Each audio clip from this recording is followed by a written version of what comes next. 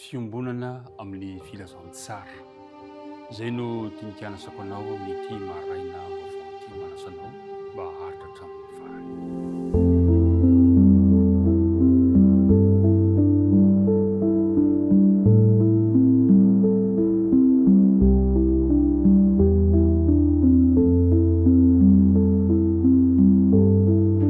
Miarabantsika rehetra tsiraray avy any mitoerana maro samihafa lavitra ny akaiky amin'ny anaran'i Jesosy Kristy ilay tiantsika no anolorana izany arahaba izany, ary misaotra an'Andriamanitra isika tafaraka indray androany tonoina mandrakariva aminao ny fiadanan'ny tompo. Dia ary isika hivavaka raha hanomboka izao dinika iarahantsika manana izao. Andriamanitra rainay any an-danitro, indray izany famindram-ponao ka mbola maheto anay ankehitriny. Afaka andinika ny teninao izay fitiavana lehibe atolotra ao anay tsiraray avy izany. Mahatsiaro anefa izay ny tsy fanatanteranay, koa mangataka famelan-keloka, mangataka fanadiovana. Ary aoka ny fanena masina kosa no ampitoerana ao temponay, ary hitaridalana sy ampianatra anay ny teninao. Dia mitenena Jehovah fa vonona ienanao izay. Minaranao angatana ny vavaka. Amen.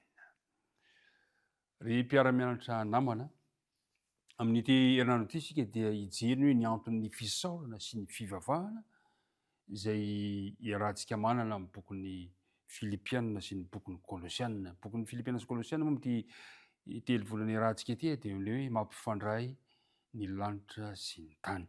Fa androany dia ny hoe fiombonana ao amin'ny filazantsara. Raha mijery isika eo amin'ny filazantsara soratan'ny Paoly amin'ny Filipianina toko voalohany, manomboka amin'ny andinin'ny fahatelo ka hatramin'ny andinin'ny fahavalo, dia naneho fisaorana i Paoly. Inona ny antony? Inona ny mahavelo mpisaorana ny Paoly eto? Ary inona ny tokony omeny ireo Filipianina sy ny mahazava-dehibe? Izany zao no voalaza amin'ny anaran'i Jesosy amin'ny andinin'ny fahatelo. Misaotra an'Andriamanitra amin'ny fahatsiarovako ho anareo, mandrakariva ao amin'ny fivavahako rehetra ho anareo rehetra, ka mangataka amin'ny fifaliana noho ny firaisanareo ampandroso ny filazantsara hatramin'ny andro voalohany ka mandraka ankehitriny. Ary mahatoky indrindra aho fa izay nanomboka asa tsara tao anatinareo no hatanteraka izany mandra-piavo ny andron'i Jesosy Kristy. Fa marina izany fiverako anareo rehetra izany, satria efa mby atam-poko ianareo. Fa mpiombona amin'ny fahasoavana ananako ianareo rehetra, na amin'ny fifatorako, na amin'ny famaliko ahafantsiny ny filazantsara sy ampianarako ny amafiorina azy. Fa Andriamanitra no vavolombeloko, fa mianina, fa manana anareo rehetra indrindra aho amin'ny famindram-pon'i Kristy Jesosy. Ilay andinina tao tadina dia ao anatin'izay. Ny andinina tao tadina moa dia amin'ny Filipianina toko voalohany ka ny andininy fahaenina irahantsika mamerina mandeha eo amin'ny andininy fahaenina. Ary mahatoky indrindra fa izay nanomboka asa tsara ao anatinareo no hatanteraka izany mandra-piavo ny andron'i Jesosy Kristy. I Paoly tokoa no nanorina ny fiangonana tany Filipi. Izany no ahitantsika ny hafanan'ny firalahiana ao amin'ny taratasy izay nosoratana ao amin'ireo fiangonana ireo. Na dia kilometatra maro aza no mampisaraka an'izy ireo amin'ny Paoly, dia tao ampon'ny Paoly mandrakariva, na dia tao amin'ny fifantorany aza ireo mambra ny fiangonana ireo. Manina azy ireo mandrakariva ny apôstôly Paoly noho ny amin'ny famindram-pon'i Kristy Jesosy ny aminy, ary dia velom-pisaorana an'Andriamanitra izy noho ny amin'izy ireo. Mahafinaritra izany, na dia ao anatin'ny fifantorana aza dia manina mandrakariva an'ireo mambra ny fiangonana i apôstôly Paoly, ary manotra fisaorana ho an'izy ireo. Tadiditsika tsara fa tao amin'ny bokin'ny Ekisodosy toko 20:20 dia nisy vato 1000, nisy ny anaran'ny foko 1000 teo amin'ny Israely ny amin'ny sarotratran'ny mpisorona be mba ahatsiarovany mandrakariva tian'Andriamanitra mantsy mba hanolotra ny fony ny vahoaka raha vao manao fanelanelana ho azy ireo izany mpisorona be izany. Amin'ny fomba manan-danja tahaka izany koa no hitondran'i Jesosy ireo vahoaka ny ilatrehany iray amin'ny mampisorona be antsika eo amin'ny fitoerana masina indrindra azy any an-danitra. Ary tahaka an'izany tsaron'ny Paoly mandrakariva ireto mambra ny fiangonana, na dia ao anatin'ny fifatorana azy, anaty fatorana aza izany apôstôly izany. Aompon'Andriamanitra mandrakariva ny tsirairay avy tahaka ilay anarana eo amin'ny tratran'ny mpisorona be. Mahatsiaro ambavaka ireo mambra ny fiangonana i Paoly, ary manana fahatsiarovana amin'izy ireo mandrakariva. Ary zay le hoe manana ny fiombonana amin'ny filazantsara. Zay ny voalaza ny amin'ny andininy fito. Fa marina zany fiheverako anareo rehetra zany satria efa mbiatam-poko ianareo, mbiatam-poko ianareo, fa mpiombona ny fahasoavana ananako ianareo rehetra na amin'ny fifatorako na amin'ny famaliko afantsiny filazantsara. Mpiombona ny filazantsara ny tsiraray avy. Noho ny amin' Jesosy mila mifampatsiaro, mila mifampatsiahy.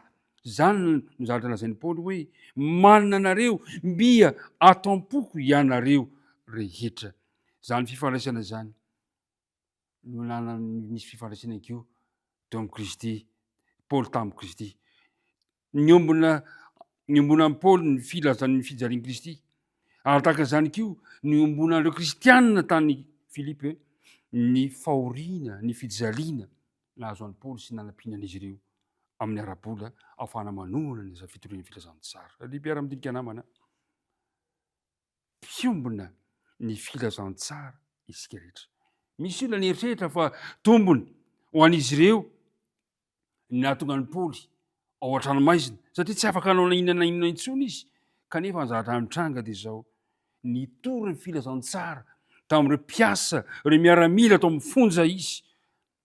Ary izay zavatra izay tena hery lehibe ho an'ireo fiangonana misy ankehitriny. Toy ny fiarovana ny filazantsara no ny heveran'ny Paoly koa mihoatra noho ny hoaviny azy.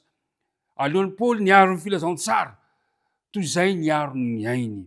Na ho velo izy na ho faty dia matoky fa Andriamanitra no hatanteraka ny asa tsara zay efa natombony indrindra ho an'ireo izay matoky azy koa mandra-piavo ny andro evian'i Jesosy Kristy tompontsika. Zay le hoe matoky indrindra aho fa izay nanomboka asa tsara anatinareo no hatanteraka izany mandra-piavo ny andron'i Jesosy Kristy. Ry mpiara-midinika namana amin'ity androany ity dia zao mpiombona amin'ny filazantsara izao sy anao. Manina anareo ary anareo manina ny Kristy isika ary Kristy kosa manina mandrakariva antsika. Ataovy hery lehibe ao anao ny fahatsapana fa misy Andriamanitra zay manina tianao. Ka dia apetraka ampelantan'Andriamanitra indray ny tontolo androntsika androany, ny tompony hombanao. Andeha araka hivavaka risika ankehitriny. Andriamanitra ray be fitiavanao, misaotra anao izahay no ny teny izay nomenao anay ka nahafahanay niara-nianatra teto ka nampafantarinao fa izahay rehetra ireto dia mpiombona ny filazantsara noho ny amin'ny famondram-pon'i Jesosy Kristy ilay tompo sy tianay.